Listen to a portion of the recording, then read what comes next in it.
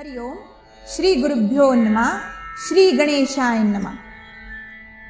ಗುರುವಿನ ಗುಲಾಮನಾಗದ ತನಕ ದೊರೆಯದಣ್ಣ ಮುಕುತಿ ಎಂಬುದಾಗಿ ದಾಸರು ತಮ್ಮ ಪದಗಳಲ್ಲಿ ಗುರುವಿನ ಬಗ್ಗೆ ವರ್ಣನೆ ಮಾಡಿದ್ದುಂಟು.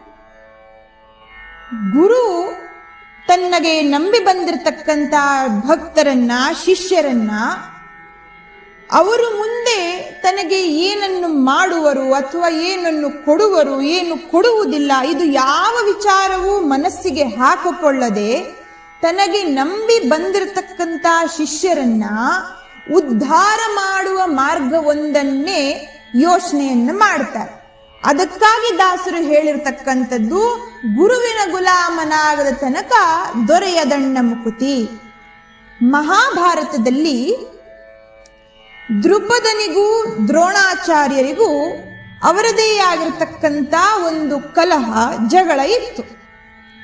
ಮುಂದೆ ದ್ರುಪದನು ಆ ಗಲಾಟೆಯ ಸಾಧನೆಗೋಸ್ಕರವಾಗಿಯೇ ಪುತ್ರ ಕಾಮೇಷ್ಟಿ ಯಾಗವನ್ನು ಮಾಡಿ ದೃಷ್ಟದುಮ್ನನನ್ನ, ದ್ರೌಪದಿಯನ್ನ ಪಡೆದಿದ್ದ. ಕಡೆಗೆ ತನ್ನ ಮಗನನ್ನ, ಪುತ್ರನನ್ನ, ದೃಷ್ಟದುಮ್ನನನ್ನ ದ್ರೋಣಾಚಾರ್ಯರ ಬಳಿ ಆ ವಿದ್ಯಾಭ್ಯಾಸಕ್ಕಾಗಿ ಕಲಿಯೋಗೋಸ್ಕರವಾಗಿ ಅವರ ಆಶ್ರಮಕ್ಕೆ ಕಳಿಸಿಕೊಟ್ಟ. ದ್ರೋಣಾಚಾರ್ಯರಿಗೆ ಈ ವಿಚಾರ ತಿಳಿದಿತ್ತು.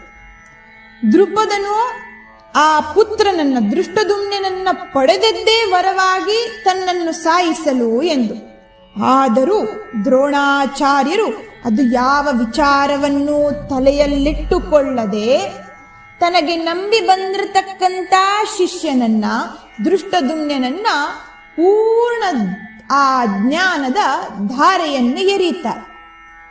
ನಾವು ಗುರುವನ್ನ ನಂಬುವ ಮುಂಚೆ ಯೋಚನೆಯನ್ನು ಮಾಡಬೇಕು.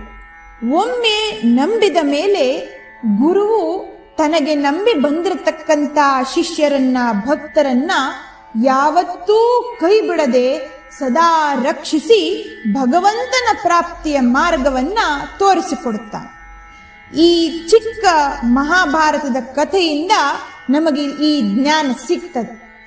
ಅದಕ್ಕೆ ಜ್ಞಾನಿಗಳು ಹೇಳಿರ್ತಕ್ಕಂಥದ್ದು ಗುರುವಿನ ಗುಲಾಮನಾಗದ ತನಕ ದೊರೆಯದಯ್ಯ ಮುಕುತಿ ಮುಕುತಿ. ಗುರುವಿನ ಗುಲಾಮನಾಗದ ತನಕ ದೊರೆಯದಯ್ಯ ಮುಕುತಿ ಮುಕುತಿ.